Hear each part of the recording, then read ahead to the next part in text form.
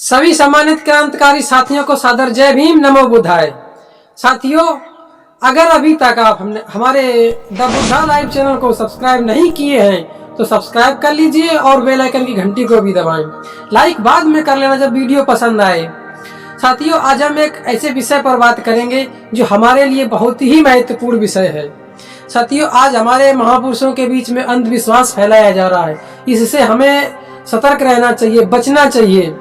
कैसे कैसे लोग हमारे महापुरुषों के बीच में अंधविश्वास फैला रहे हैं। साथियों, विषय है महाकारुण्य तथागत गौतम बुद्ध के बारे में। महाकारुण्य तथागत गौतम बुद्ध के बारे में ये भ्रांतियां फैलाई जा रही हैं, अंधविश्वास फैलाया जा रहा है कि वो विष्णु के अवतार थे, जबकि सीधे सीधे शब्दों में जब सिद्धार्थ गौतम को ज्ञान प्राप्त हुआ और बोधि प्राप्त होने के बाद में वो बुद्ध बने, उन्होंने सीधे सीधे ईश्वर को ही नकार दिया था। उन्होंने कहा था कि ईश्वर नाम की कोई चीज है ही नहीं, क्योंकि उन्होंने कहा कि ईश्वर है ही नहीं और हमें ईश्वर ने नहीं बनाया है, बल्कि हमने ईश्वर को बनाया है। जबकि भगवान बुद्ध ने भी ईश्वर को नकार दिया था। या और हमारे महापुरुष बाबा साहेब डॉक्टर भीमराव अम्बेडकर जी ने भी कहा था कि मैं ब्रह्मा विष्णु मैं इसको कभी भगवान नहीं मानूंगा, रामकृष्ण को कभी मैं भगवान नहीं मानूंगा, गौरी गणपति को मैं कभी भगवान नहीं मानूंगा। तो जब वो इतने पढ़े लिखे व्यक्ति ने ईश्वर को नकार दिया तो हम किस जगह पर खड़े हैं, ये हमें सोचना चाहिए। हमें अंधविश्वास से दूर रहना चाहिए। देखिए, आज अगर हम आपको अंधविश्वास से बचने के लिए अगर हम आपको बता रहे हैं, हम बता रहे हैं तो हम तो पहले छोड़ चुके हैं ना, तब हम आपको बता रहे हैं। तो साथियों, महाकारुण्य तथागत गौतम बुद्ध ने जो शिक्षाएं दी हैं उस पर हम आज विचार करेंगे। क्या साथियों, इस पर हमें बिल्कुल ध्यान नहीं देना चाहिए कि एक वृद्ध व्यक्ति को, एक रोगी व्यक्ति को, एक साधु को इसको देख करके गौतम जो थे घर छोड़कर चले गए थे, ये गलत बात है। ये बिल्कुल हमारे बीच में अंधविश्वास फैलाने जैसी बात बनाई जा रही है। साथियों, मैं एक कोट पढ़ता हूँ आपके सामने। क्या भगवान बुद्ध ने शिक्षाएं दी, मैंने बारीकी से उन पर गहन अध्ययन किया है और मैं महसूस भी किया है। आपको भी करना चाहिए, अमल करना। साथियों, एक एक लाइन पर अमल करना, फिर हमें बताना आप। साथियों, बुद्ध ने अपने धम्म में अपने लिए किसी स्थान का दावा नहीं किया है। महाकारुण्य तथागत गौतम बुद्ध कहते थे कि मैं मार्गदाता हूँ, मोक्षदाता नहीं हूँ। इस पर हमें ध्यान देना चाहिए।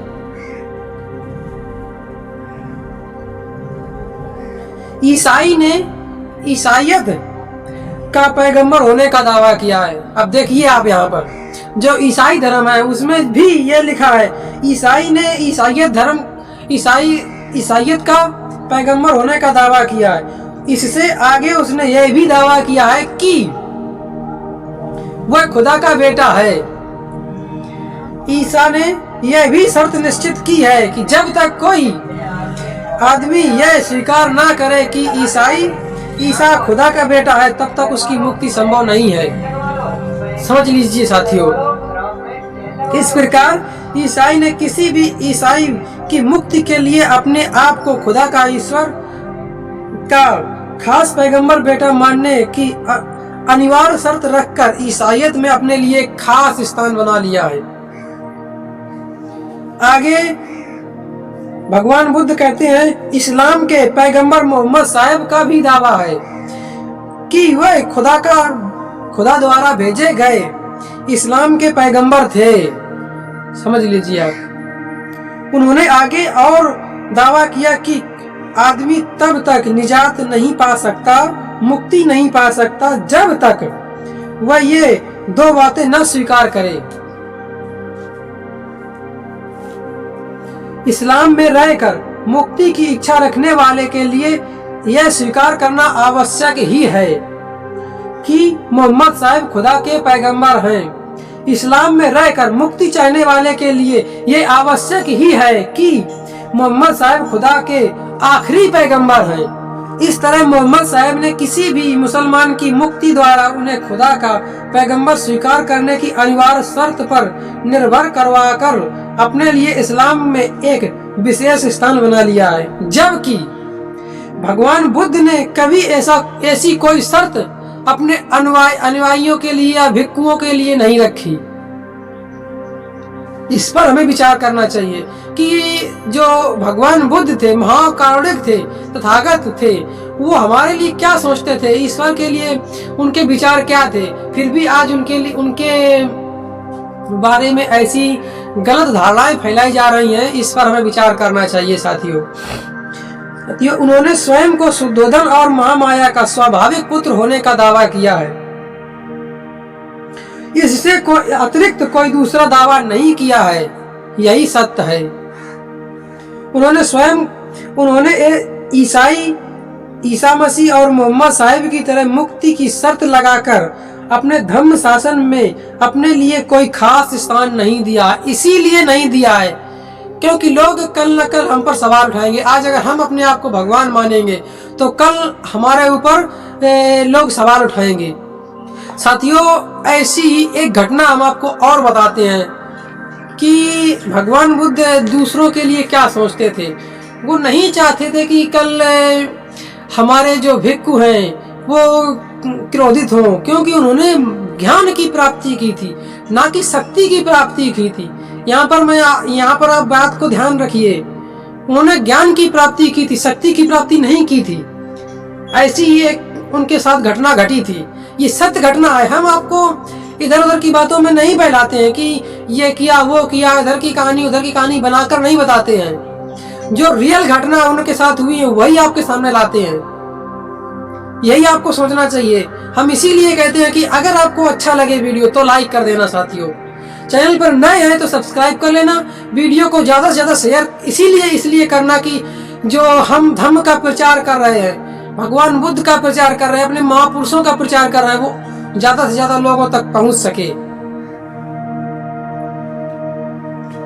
एक बार जब तथागत श्रावस्ती में ठहरे हुए थे तब कुछ भिक्षुओं ने आकर शिकायत की कि देवगढ़ उन्हें लगातार परेशान कर रहे हैं। यहाँ पर साथियों, देवगढ़ जो उस श्रावस्ती में रहने वाले राजा के मंत्री लोग थे, उनको देवगढ़ कहा जाता था।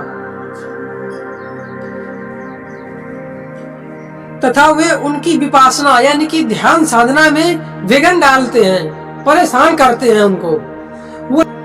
उन्होंने अपने ही भिक्षुओं को उपदेश देना शुरू कर दिया। आगे कहा, जो सद्गुणों में कुशल है, जो शांत स्थिति को प्राप्त करना चाहता है, उसे इस प्रकार व्यवहार करना चाहिए। उसे समर्थ होना चाहिए, उसे ईमानदार होना चाहिए, उसे शुभचिंतक होना चाहिए, उसे मृदुभाषी होना चाहिए तथा उसे विनम्र होना चाहिए, उसे संतोषी होना चाहिए, उसकी आवश्यकता अधिक नहीं होनी चाहिए, उस पर बहुत जिम्मेदारियां होनी चाहिए, उसकी व्रत जीविका यानी कि सीमित होनी चाहिए, उसका मन एकांत होना चाहिए, उस पर इंद्रियों से संयत होना चाहिए, उसे विवेकशील होना चाहिए, उसे सावधान होना चाहिए तथा उसे गृहस्थ जनों से लोभवश अस्वस्थ नहीं होना चाहिए। यानी कि उसे जो गृहस्थ जीवन व्यतीत करते हैं उनके प्रति लोभ नहीं होना चाहिए। आगे कहते हैं, उसे कोई भी छोटी से छोटी ऐसी गलती नहीं करनी चाहिए जिसे विज्ञ जन उसे दोषी ठहरा सके। उसकी यही कामना होनी चाहिए कि सभी प्राणियों का मंगल हो, सभी प्राणी सकुशल रहें, सभी प्राणियों के चित्त में परहित भावना हो।